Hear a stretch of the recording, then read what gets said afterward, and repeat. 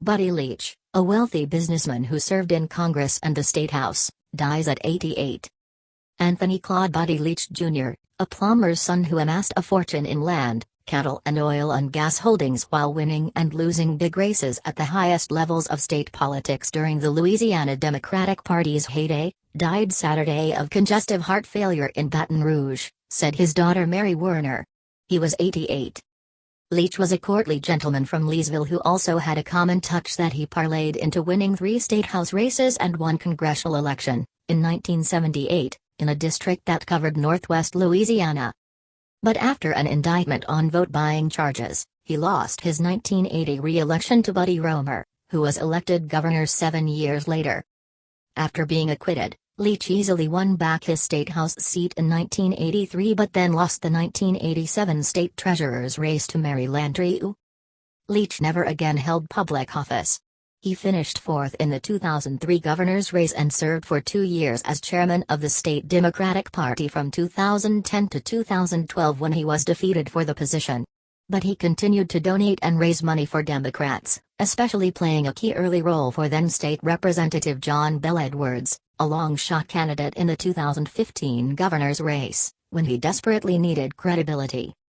Buddy worked to make life better for all Louisianans, Edwards said in a statement on Sunday. Although he could be imperious at times, Leach's humble background taught him the fine art of retail politics. When he met someone, he would ask about their mama and papa, and he would remember what he learned. He knew everybody and knew the backstory of everybody, said Roy Fletcher, his Baton Rouge-based media consultant. He would walk into a restaurant, go into the back and meet all the help and remember those people the next time he went there. He was always kind to people in lesser stations. Son of a plumber. Born on March 30, 1934, Leach was poor as a boy, with his father, a plumber and gas station owner with a 7th-grade education, struggling to raise 4 children after the death of his wife. Leach had an uncommon ability to synthesize lots of information and to put it to good use. He won election to the State House in 1968, became the no-nonsense chairman of the Tax Writing Ways and Means Committee after his re-election in 1972 and chaired the committee until his election to Congress in 1978. But Leach couldn't overcome the vote-buying indictment and lost his re-election in 1980. After winning back his state house seat, he was named chairman of the Ways and Means Committee again by then-Governor Edwin Edwards and Speaker John Ulrio. He was a very capable chair and capable legislator, Ulrio said Sunday. He was a strong leader and wanted to get the work done on a timely basis. If he saw there was something important needed for the state, he would get it done. A big discovery. Leach, an attorney, married into the Chalkley family, which owned Sweet Lake Land and Oil Company in Cameron and Calcasieu parishes. At the urging of his wife, Laura, he took over the company in 1987 and oversaw a discovery by Exxon in 1988 that was the biggest natural gas field in North America at that time. He used his extensive legal background and knowledge of taxes to ensure that the family benefited from the find. It exponentially expanded the family's wealth, and with some of the proceeds, Leach developed the Indigo Hotel and the Cress Levy building in downtown Baton Rouge that houses the Little Village restaurant.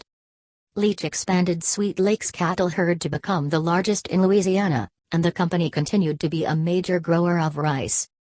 Leach also developed the family's camp in Cameron Parish, turning a double-wide trailer where he had invited senators, congressmen and governors to hunt with him, into Gros Savane Lodging, with a 12,000-square-foot mansion that serves as a hotel surrounded by acres and acres of marsh.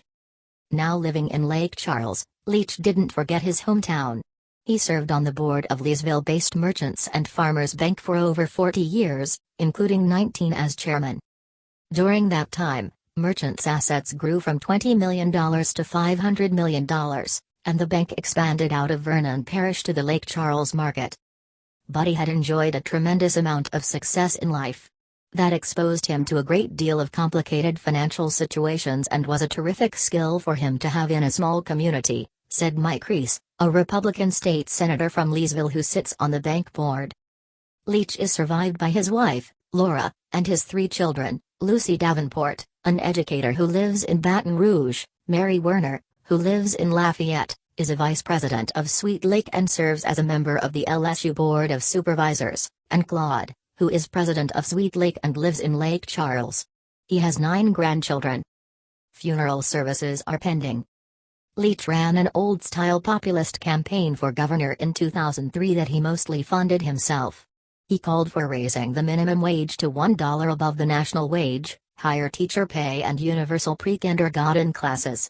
Kathleen Blanco won the election. Afterward, Leach continued to help the Democratic Party.